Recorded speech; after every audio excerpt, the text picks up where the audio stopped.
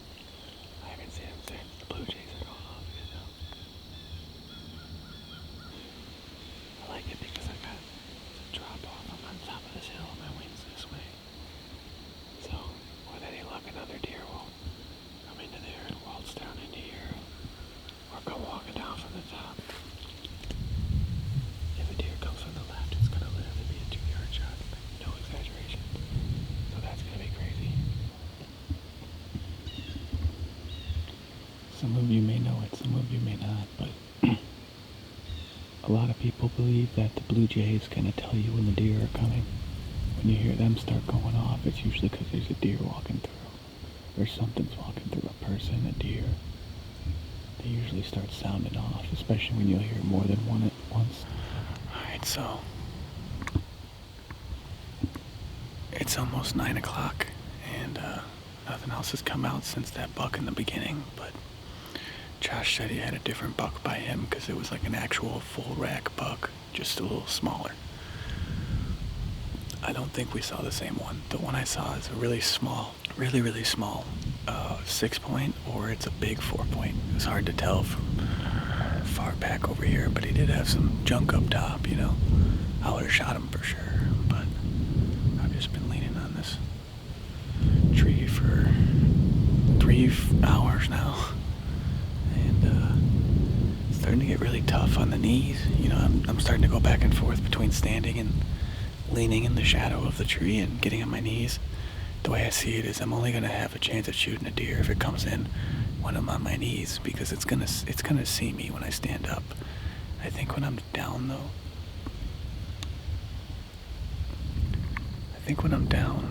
all this grass is doing just enough, and I've got just enough like shadow from this stuff in front of me here that I'm not standing out as badly as I think. I'm actually in a decent spot. The wind is still good, but it's starting to swirl. And I keep hearing some commotion up top, and I keep hearing some commotion down bottom, but I haven't seen anything. So we're just trying to stay as focused as possible and be ready when the moment comes. I just heard Josh bleat over there. I don't think he's seen anything since this morning's activity either, but we got storms rolling in this afternoon, so we're staying out into like midday, and then we're calling it because the thunderstorms are supposed to be here around 2, so we'll probably call it just a little before that.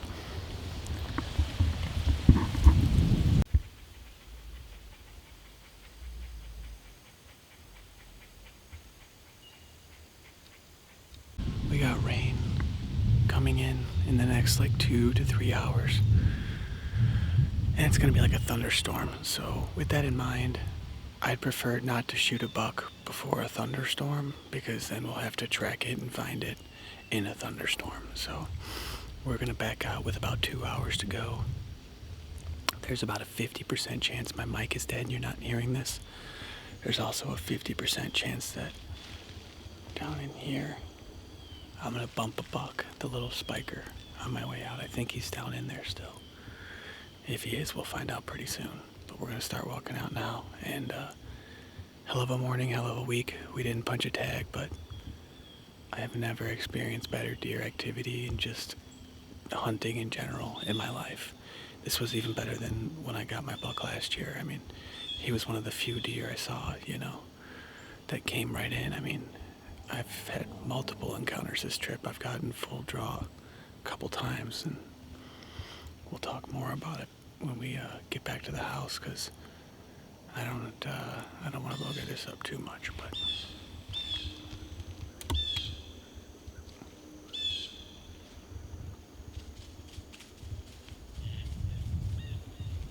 there. That's the tree. That's the tree I want to climb at some point on the Thanksgiving trip, which we're back for in 2 weeks. So can't wait for that.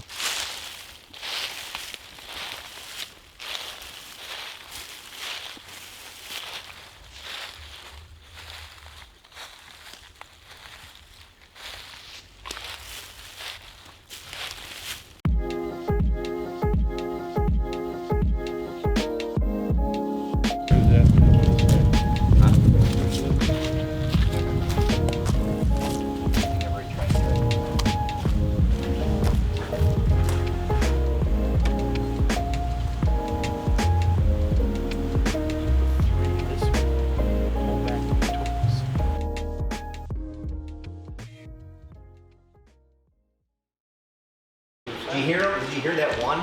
That was super loud. He was pecking on that fucking tree. Yeah, it sounded like a jackhammer. He would only go for like 4 seconds. I know. I was convinced there was a jackhammer for a little while, but I was like, nah, you never hear a jackhammer only going Dude, it for was like a lot 2 because seconds. it was so dead, it was echoing throughout the whole fuck. And plus, he was at the height, that 900-foot elevation. Over in there, it's probably heavy. Your area might become a heavy shotgun area too. It's so wide open in there. That's the kind of area people want to be in shotgun. It just scares the shit out of me to be in the woods with them type of guys, man. You gotta get. Well, I know you're wearing orange and shit. I'd be full orange no matter what. I'd be wearing so much goddamn orange.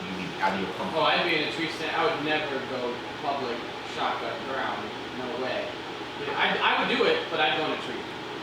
The funny thing is, I got. You ever been in the woods with? Oh no, you haven't. Yeah. Oh my god, dude, first light, all you hear is boom, boom, fucking like 5 fucking. It's all going off around you, but you ain't shooting shit. You know, it sucks. I'd rather not hear anything. It's the coolest shit though when you hear it though in the woods. You're like, holy fuck, somebody just dropped one. Somebody dropped one. Idiots by Uncle Phil, they had a stupid shooting range. Yeah, I So they've remember. got a fucking shooting range right during hunting. Firing semi-automatics and everything. Shotgun's awesome. I love shotguns. We would have to, as we were going up, you'd have to grab a tree as you were going up. That's how, okay. because you were sliding. Like when we came out of the creek today. Yeah, it was bad. His- Oh, there's a deer. Big fucking buck. Big fucking buck. Man, that was a hoss. There he goes. Oh yeah, we were back behind the house. Oh, he's coming back. I told you. Shit. He's coming back. Stop. What's he doing? Where is he?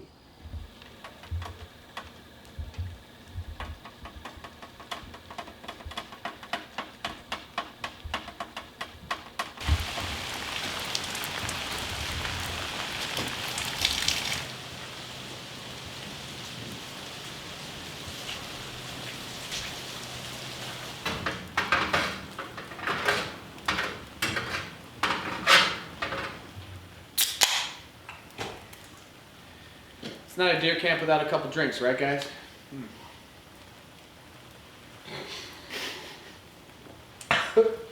Oh, my nose. Fuck. What a start. Should I put the outtake in there? This is never an easy little interview to do, but right now we are officially closing out the RUT hunt. Tonight is day 6. It is Thursday evening. We are leaving early in the morning. We did not do an afternoon hunt on account of rain. With that being said, guys, I'm gonna sip my beer. I'm gonna turn this over to Josh, and he is gonna give you guys a little 2 to 3 minute synopsis on what he learned over his week here and what he's hoping to accomplish when we come back. So with that being said, we will have Josh come in here and he'll explain to you guys how he did and what he did. What do you say, brother?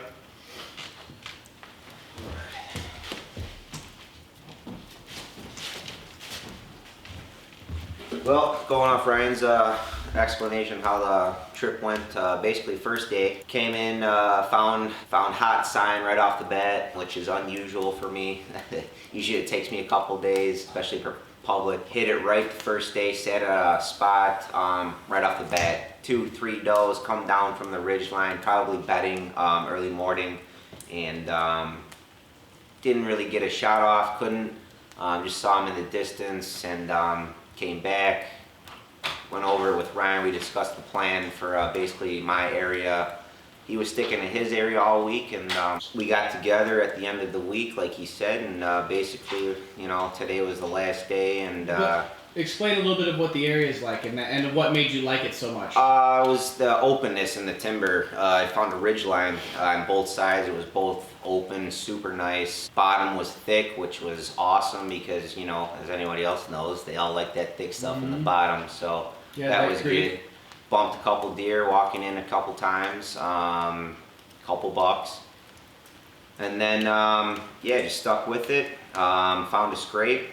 Couple scrapes and stuck with those. Hung a trail camera on that scrape line. You got 3 in there now, Yeah, right? 3, yeah. And then we'll see what happens on the second hunt. Like I said, the last day was great, buddy hunt, and both saw some stuff I said we would, and we did. So yeah. Yeah. So Cool. second hunt, I think we're gonna nail one. I think we will too, brother. Thanks, man. Cheers, brother.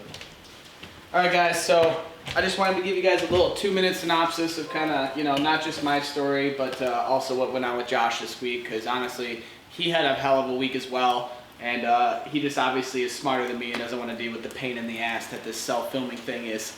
So, you know, we got to hear it from him when we sit down in this chair.